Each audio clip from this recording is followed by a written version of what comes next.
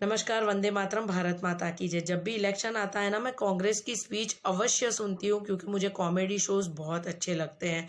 और कांग्रेस की स्पीच सुनकर आपको झूठ बोलने की जितनी अच्छी तालीम मिल सकती है वो और कहीं नहीं मिलेगी। दादी के टाइम से उनका एक झूठ चला आ रहा है कि हम लोग गरीबी हटाएंगे। ये मैनिफेस्टो में वो लोग लिख ही देते हैं, वो छापने का मतलब वो फिक्स ही रहता है। जहाँ पर भी वो छपवाते हैं तो वहाँ फिक्स ही रहता है, पहली लाइन ही ये लिखी होती है, हम गरीबी हटाएंगे।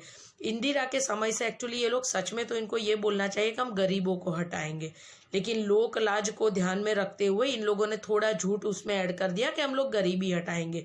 तो 70 सालों तक इन लोगों ने जख मारी और इस देश को जितना हो सके बर्बाद कर चुके हैं। लेकिन आज भी मैनिफेस्टो में बेशर्मों की तरह स्टेज पर खड़े रहकर भाई बहन यू बुकलेट बताकर बोलते हैं कि हम लोग गरीबी हटाएंगे। ये निकम्मी औलादे है सोनिया की। दूसरा, अगर हम देखें कि मैंने अभी एक और जोक सुना कांग्रेस का कि हम 20 लाख लोगों को नौकरियां देंगे।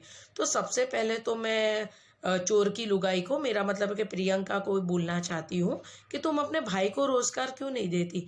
मतलब वो पागलों की तरह घूमता रहता है। नोटबंदी के टाइम पे वो फटा हुआ कुर्ता पहनकर घूम रहा था, तब भी मैंने तो ऑफर दिया था कि हमारे घर पे अगर राहुल गांधी झाड़ू पोछा करता है या गाड़ी साफ करने का काम करेगा तो हम उसको रोजगार देंगे। काम तो कोई भी करो, उसमें कोई शर्म नहीं होनी चाहिए, ठीक है। लेकिन तुम्हारे भाई को बेकार बनकर घूमना अच्छा लगता है, गलत फालतू की न्यूज़ फैलाना अच्छा लगता है, तो सबसे पहले तुम हमने घर में रोजगार दो, ठीक है। खुद का पति चोर है, जमीन चोर, और लोगों को नौकरियां बांटने के लिए क्या सोचकर तुम निकल पड़ती हो। मतलब ये इतना झूठा परिवार है। पता नहीं, हमारे वहाँ तो जनरली ये पागल को कभी मैंने स्पीच देते हुए सुना नहीं है प्रियंका को। अगर वो गुजरात में आती तो मैं सच में माइक लेकर जाती और वहां से चिल्लाती पब्लिक में से कि इतने ही तुम शरीफ हो तो तुम्हारी माँ, तुम्हारा भाई, सब लोग बेल पे क्यों घूम रहे हो।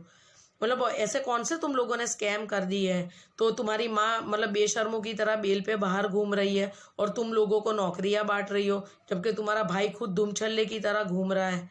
मतलब तो इस फैमिली की कोई वैल्यू नहीं है। आज हमारा देश ना बहुत अलग होता अगर सरदार वल्लभ भाई पटेल को बकायदा प्रधानमंत्री बनाया गया होता, क्योंकि लोगों की तब की पसंद भी सरदार वल्लभ भाई पटेल थे, ना कि ये निकम्मा।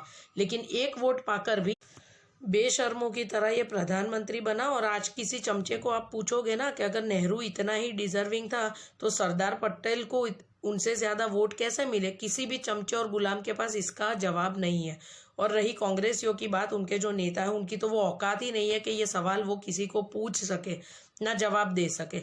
तो मुझे ये समझ में नहीं आता कि जनता ये सब सुनती क्यों है।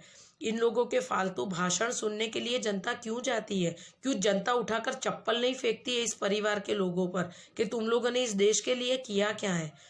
आज भी अगर आप देखो उन लोगों के पास जितनी संपत्ति है, आप लोग देखो हर जगह पर एयरपोर्ट, रास्ते, ये वो सब चीजें इन लोगों ने अपने परिवार के नाम से जितनी जमीन हथिया कर रखी है, ठीक है, स्मारक मारक बनाने की नौटंकियों के चलते किसी की वो ताकत है बोलने की कि इन लोगों ने किया क्या है देश के लिए।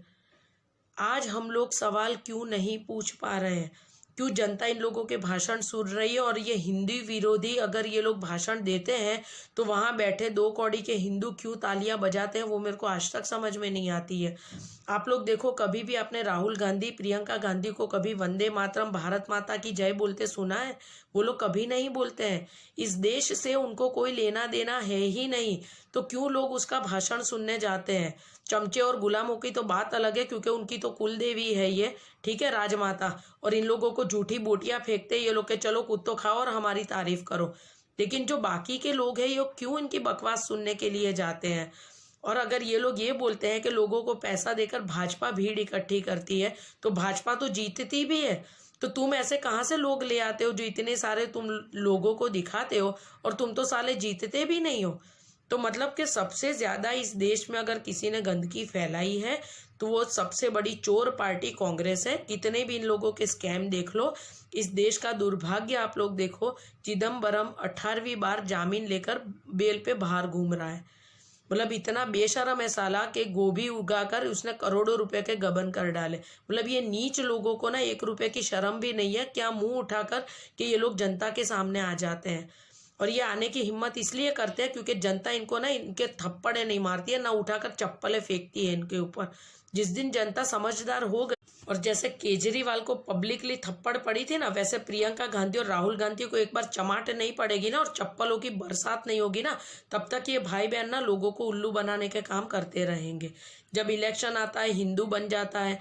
आज मेरे को समझ में नहीं आती कि ये लोग कितनी हद तक तुम लोगों को इन्फ्लुएंस करने की ट्राई कर रहे हैं, जबकि लोगों को पता है कि ये परिवार कितनी औकात में है। अब जनता जागरूक हो गई है तो उन लोगों को अपनी अच्छाई समझ में आने लगी है। तो प्रियंका गांधी को मैं सिर्फ इतना ही कहना चाहूंगी इस वीडियो के माध्यम से कि जिसका पति खुद जमीन चोर हो और जिसका भाई ऐसा पागल हो जो घूमकर अपनी इज्जतें खराब करवाता हो, माइक मिलने के बाद कुछ भी अनशन बकता है, तो तुम है ना अपने भाई के लिए रोजगार ढूंढो, वही तुम्हारे लिए बहुत है। ठीक है। और तुम अगर एक ईमानदार घर की बेटी हो, वैसे तो तुम हो नहीं, लेकिन जो जो नहीं बच्चे जो सपने देखते हैं, वैसे तुम्हें भी सपना आता होगा कि हम ईमानदार खानदान से हैं, तो अपनी माँ को बोलो कि बेल पर बाहर नहीं घूमे और खुद ही अपने गुनाह कबूल करके जेल में चली जाए, तो शायद लोग मानेंगे कि चलो 1% तो अच्छा ही है इस परिवार में। हो सके तो इतना कर देना और देश पर मेहरबानी करो, घर में ही रहो, 200 रुपए की साड़ी पहनकर फोटो शूट कराओ, वो ज्यादा बेहतर रहेगा। लोगों के टाइम खराब मत करो बाहर आकर। वंदे मातरम। भारत माता की जय।